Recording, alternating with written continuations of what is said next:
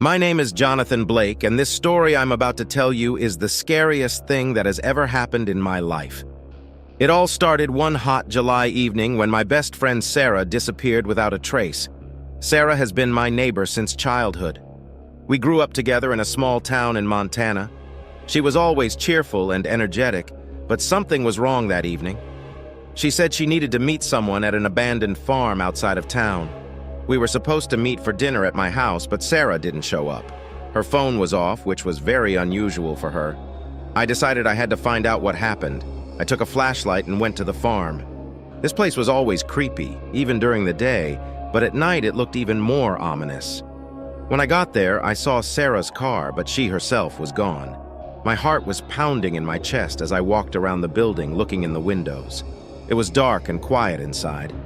I called out her name, but there was no response. Then I decided to go inside. The door creaked as I opened it. It was even darker inside than outside. I turned on the flashlight and began to look around the rooms.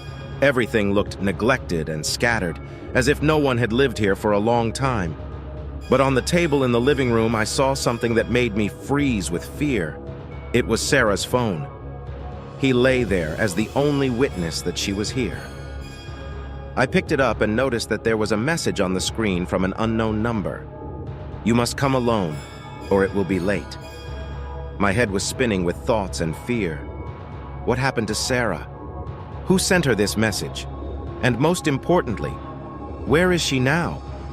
That night was the beginning of my terrifying quest that would change my life forever. The story is just beginning, and there are many more spooky secrets to come, which I will tell you in the next parts. After I found Sarah's phone on the table, I felt a sense of dread and anxiety. I knew I couldn't leave it like that. I needed to find out what happened to Sarah. I gathered my courage and continued to explore the farm. When I got to the second floor, I noticed a strange smell that was getting stronger. It was the smell of something rotting. I carefully opened the door of one of the rooms and saw a horrible picture. On the floor lay the dead body of a small animal, perhaps a cat or a rabbit, which had been decomposing for several days. The sight was so disgusting that I almost threw up. I quickly closed the door and decided to go back to the first floor. My instinct was that Sarah might be somewhere closer to the exit. As I approached the back door, I noticed that it was slightly ajar. When I went out into the yard, I saw that the forest started behind the farm. The light from my flashlight flickered, and I thought I heard rustling in the bushes. I decided to go to the forest, trying not to make any noise. A few minutes later, I saw a light in the distance. It was a small house that I had never heard of before. When I got closer, I saw that the light was coming from the window. I approached and cautiously looked inside. There was light in the house, and I saw a man sitting at the table and writing something in a notebook. I couldn't see his face, but I noticed that he was wearing an old hat and a tattered jacket. My legs seemed to be attached to the ground. I didn't know if I should go inside or run away. But suddenly the man raised his head and looked directly at me. I jumped back, trying to hide behind the trees, but it was too late. He noticed me. The cabin door creaked as he opened it. His steps were heavy and slow. I felt myself panic, but suddenly the man spoke. "You're looking for your girlfriend, right?" His voice was deep and calm, but it sent chills down my skin. I didn't know what to say, but he continued, "If you want to find her, follow me." I hesitated only a moment before following him. He led me through the woods to another abandoned house, even creepier than the farm. There, I found the first evidence that Sarah was alive, her bracelet, which she always wore. That night was just the beginning of my quest. Every time I found a clue, more questions and fears appeared, but I couldn't stop. I had to find Sarah and find out the truth.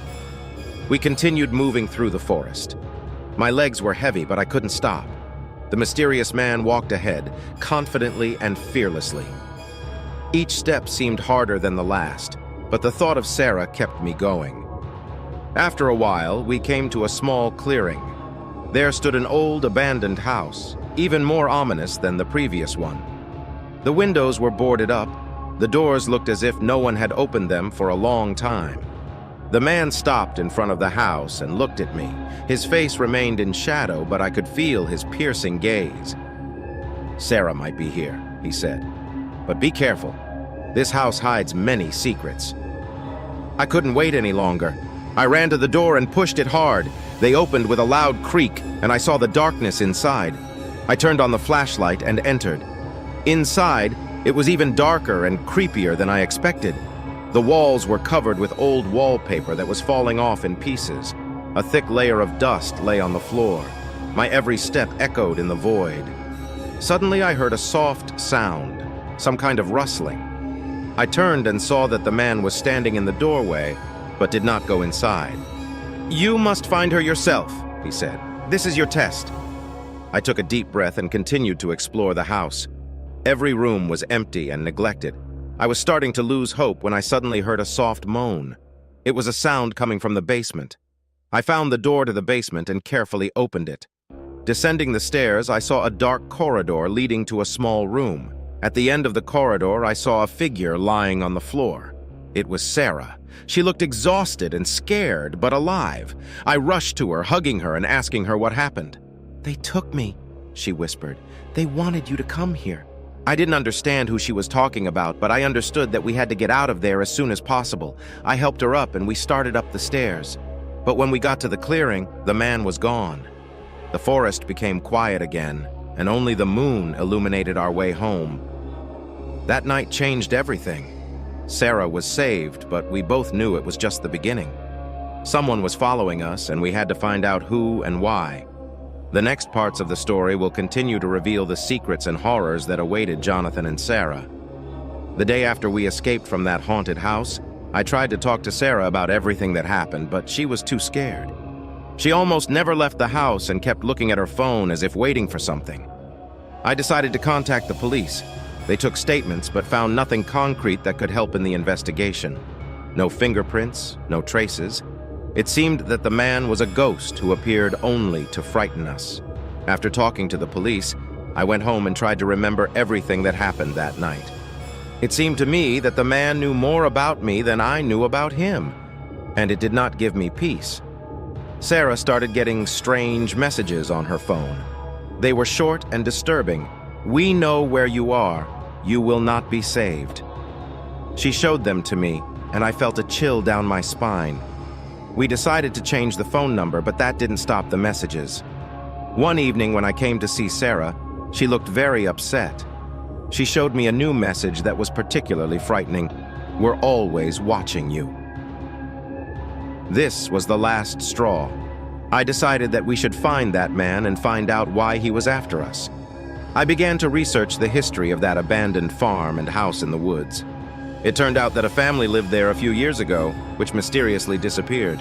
No one knew what had happened to them, and their house was abandoned. People said the farm was cursed, but I didn't believe in ghosts and curses. I believed that someone real was behind all this. I returned to the farm in the afternoon trying to find new leads. The house was just as spooky as it had been at night. I found old documents and photos that belonged to the missing family. One of the pictures showed the man in the hat and jacket I saw that night. I broke out in a cold sweat. I realized that we were dealing with something much more serious than a simple disappearance. Perhaps this man is the one responsible for the disappearance of the family, and now he is after us. I took the photo and returned to Sarah. We discussed everything and decided that we should act. If we want to get rid of this nightmare, we must learn the truth about this man and his motives. We decided to research everything we could find about the missing family and their connection to the man. The first place we started our search was the city library. We spent several hours there looking through old newspapers and archival records. From the articles, we learned that the Woods family, who lived on the farm, were quite wealthy and led a quiet life until the moment of their disappearance. The article stated that their disappearance was one of the biggest mysteries in our town. The investigation did not find any signs of violence or struggle. In one of the old newspapers, we found a photo of a man who worked on a farm. It was the same man in a hat and jacket. His name was George Carter. He was a relative of the family, but after their disappearance, he also disappeared without a trace. We learned that George Carter had a reputation as a strange and suspicious man. Neighbors said that he often behaved strangely and disappeared without explanation. He was linked to various rumors and speculations, but no one could confirm anything concrete. After gathering this information, we decided to return to George Carter's house. This time we were prepared. We took a camera, a voice recorder, and additional flashlights with us. We knew we had to find something that would help us understand his motives and whereabouts. In the evening, we returned to the abandoned house. Everything looked as creepy as before. We began searching each room, hoping to find some documents or records. In the basement, we found an old locked chest. We opened the chest with a hammer and found a bunch of old letters and photos inside. The letters were written by George Carter and contained many strange secrets. In them, he wrote about his fascination with the occult and how he was trying to find a way to keep his family forever young. A feeling of dread came over me. Could George Carter actually be involved in occult practices? Could his experiments have such consequences? Sarah was scared, but we knew we had to keep investigating. These letters led us to a new trail, an old cemetery outside of town where George said he performed his rituals. We decided to go there the next evening, hoping to find even more answers to our questions. The next evening, we got together and went to the old cemetery. It was late and the moon was high in the sky, illuminating our path. The cemetery was surrounded by old trees that created an ominous atmosphere. We entered the cemetery and began to look for any traces or signs. George Carter mentioned in his letters about the old grave where he performed his rituals. After some time, we found this grave. It was neglected and overgrown with weeds. The name Margaret Woods was engraved on the tombstone. It was George's wife who died many years ago.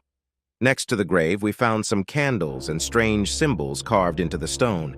Sarah noticed something strange at the base of the tombstone. It was a small, buried box. We carefully dug it out and opened it.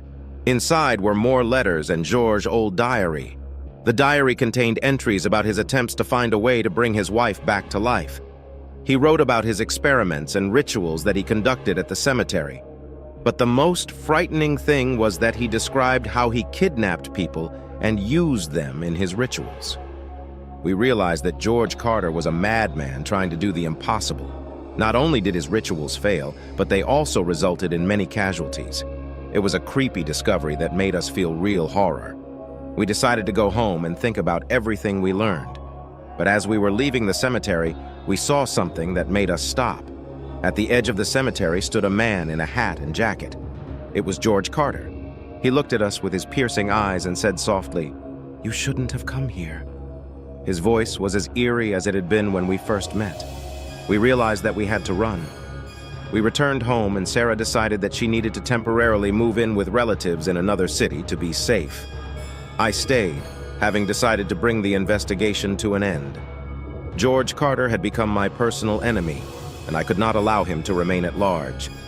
Sarah went to her relatives, and I stayed alone in our town. After our visit to the cemetery, I felt like George Carter was watching over me. My every step felt watched, and every sound in the night made me shudder. One evening, when I got home from work, I found an envelope in my mailbox without a return address. When I opened it, I found a letter written in the same handwriting as the ones we found in the cemetery. "You will not stop until you know the truth," the letter said. "But the truth can be too cruel." Those words made me feel a chill down my spine. I decided I had to find George and stop him once and for all. I began to follow the places where he could appear: a cemetery, a farm, an abandoned house in the forest. One night, while I was on duty near the farm, I saw a shadow moving among the trees. It was him. I quietly followed him, trying not to make any sound. He led me to another abandoned house that I had never seen before. The house looked old and neglected, but George walked inside as if it were his own. I crept up to the window and looked inside. There was a candle-lit basement, and George was conducting another ritual. I decided that this was my opportunity. I entered the house and went down to the basement. George was so engrossed in his ritual that he didn't notice me. I approached him and said, "That's enough, George. This is the end." He turned and looked at me with his piercing eyes. "You don't understand what you're doing," he said. "It's not the end, it's just the beginning." He rushed at me and we started to fight. His strength was incredible for such an old man, but I was younger and smarter. After a short struggle, I was able to break free and run out of the house. I called the police and told them everything. They found George in the basement, but he was already dead. He committed suicide, leaving behind even more questions than answers. After the death of George Carter, The town began to return to normal life. The police had closed the case on the disappearance of the Woods family, but I had a feeling it wasn't over yet. Traces of George remained everywhere, in his letters, in the memory of his rituals, in the fears he sowed in our hearts. Sarah returned to the town, but she was not the same. She became withdrawn and constantly nervous. We both knew that George had left his mark on our lives forever. One day we decided to go to the cemetery again to pay our respects to the dead. As we stood by the grave of Margaret Woods, I had a strange feeling. It was like something or someone was watching us. I turned and saw a figure in the distance. It was a man in a hat and jacket. I could not believe my eyes. It was George Carter. But how is this possible? He was dead. We walked quickly to the exit of the cemetery, and I realized that even after George Carter's death, his spirit and influence remain with us. Perhaps his occult rituals had a deeper influence than we could imagine. This story is a reminder that some secrets are better left unsolved.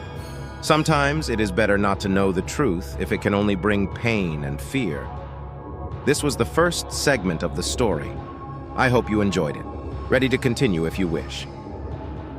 The next few weeks were difficult for both of us. Sarah tried to return to a normal life, but fear and anxiety became her constant companions. She often asked me to stay with her for the night because she was afraid to be alone. I myself felt restless, as if someone or something was constantly watching us. We decided to see a psychologist to help Sarah overcome her fears. Dr. Jane Miller was an experienced specialist and understood that we had gone through something extremely traumatic. She advised us not only to communicate with each other, but also to talk about our fears and anxieties. One evening after a session with Dr. Miller, we decided to go for a walk in the park to relax a bit. It was cool and the leaves were rustling under our feet. We tried not to talk about George Carter, but his shadow still hung over us. Suddenly, I felt that someone was watching us. I turned and saw a shadow between the trees. It was the same figure in a hat and jacket. My heart beat faster. I grabbed Sarah's hand and we started running towards the exit of the park. When we got to safety, I stopped and turned around. The shadow disappeared. Sarah was scared, but I couldn't find the words to comfort her. I knew we couldn't escape this shadow until we found a way to end this nightmare once and for all. We decided we should go back to the farm where it all began. Perhaps we missed something important, something that could help us understand why George Carter's shadow still haunts us. We returned to the farm during the day, trying to escape the horrors of the night. The house looked even more neglected than last time.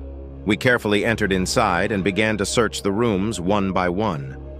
In the basement, we found an old box that we missed earlier. It was locked, but Sarah found an old key hidden behind one of the bricks in the wall. Opening the box, we found an old diary that belonged to Margaret Woods. The diary contained many entries about her life with George. She described him as a kind and loving man, but later he began to change. She wrote about his interest in the occult and how he became obsessed with bringing her back to life after her illness. One of the last entries was particularly frightening.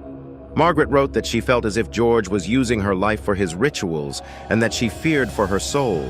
She pleaded for someone to find her diary and stop George before it was too late. These records made us understand that George was not only trying to get his wife back, but was also using her soul for his rituals. We decided we had to find a way to break the bond between George and Margaret to end this nightmare. We went back to Dr. Miller and told her about our findings. She was impressed, but not surprised. She advised us to find someone who is experienced in the occult sciences and can help us break this connection. We turned to an old family friend who was a well-known specialist in this field. His name was Professor Henry Winston. He was skeptical about occult practices, but he was willing to help us. Professor Winston studied Margaret's diary and decided that we should perform a special ceremony to break the bond. He explained that we should return to the cemetery and perform the ritual at Margaret's grave. We gathered all the necessary materials and went to the cemetery. It was late at night and we were feeling tense. Professor Winston began the ritual, reciting ancient incantations and placing candles around the grave. Suddenly, we heard George's voice coming from the darkness. "You won't stop me!" he shouted. His figure appeared between the trees and I felt fear wash over me. But Professor Winston did not stop. He continued the ritual and we felt something change in the air. George's shadow began to fade, and his voice grew weaker. Finally, it was over. The shadow disappeared, and we felt relief. Professor Winston said that the ritual had successfully broken the bond between George and Margaret, and that their souls could now find peace. After the ritual, we returned to our town. The feeling of fear and persecution disappeared, and we were finally able to start a new chapter in our lives. Sarah went back to her work, and I went about my business. We knew that this experience left a deep mark on our memory, but we were grateful to be able to end this nightmare. We learned to appreciate every moment of life and not to be afraid of the unknown. This story will forever remain in our hearts as a reminder that sometimes the truth can be scarier than fiction, but it is important to have the courage and determination to face your fears and find a way to overcome them. It's been a month since we performed the ritual at the cemetery. Our town returned to the usual rhythm of life, and Sarah and I began to restore our peace little by little. She became more active in her hobby, drawing, and I returned to work and communication with friends. One day, we decided to have a dinner with our friends to celebrate the new beginning. The evening was warm and pleasant. We remembered funny moments and laughed. But somewhere in the depths of my soul, I still felt the shadow of the past. Shadow of the past. Shadow of the past.